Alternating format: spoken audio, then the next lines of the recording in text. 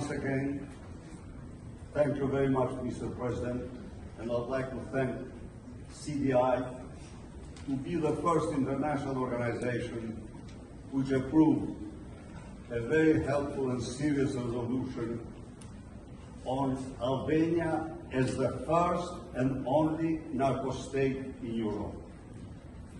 Since then, Mr. President, further development have proved that the situation is deteriorated and has become a real threat, not only to my nation, but also to the security of the region at large.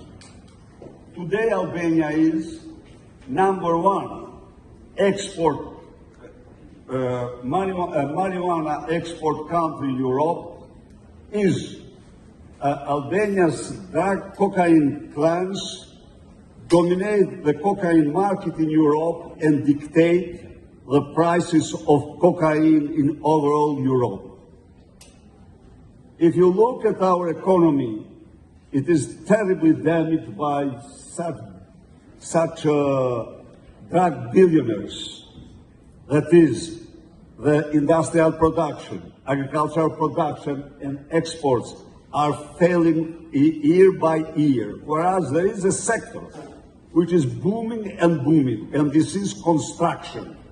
The index of construction in Albania is 3 times higher than the average index of European Union. The government is strongly linked with drug cartels and with barons of drugs, Albanian barons of drugs. The government of Albania is proved. The Prime Minister received himself the top people of Sinaloa of Mexico, which are 4 Albanian brothers. He sent a charter, special charter, from Tirana to Aruba for a special meeting with drug lords, Albanian drug lords in Latin America.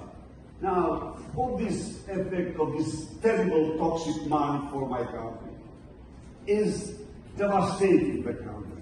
In 10 years, only for EU area, 1,099,000 Albanians left the country, without counting those who left in other regions of the world.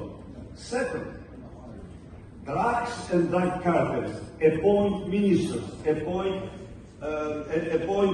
MPs, appoint judge, director of police.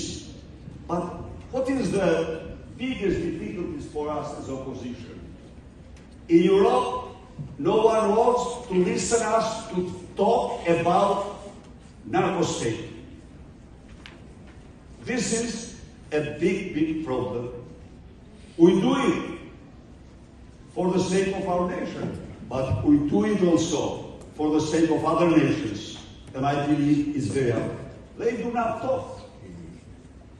The opposite. Sometimes they attack us. Why we talk about the narco-state? Whoever read and look, Albania's meet all criteria to be a narco-state. The very fact Albania is devastated by that. The elections are a total farce. Mr. President, Secretary General of CDI, our old friend histories, and our people from CDI came in our elections. They saw what was the popular support. But the problem is the drug cartels are stronger than any party, and they dictate the results. This is where we are. We are thankful to vote this resolution despite our difficulties.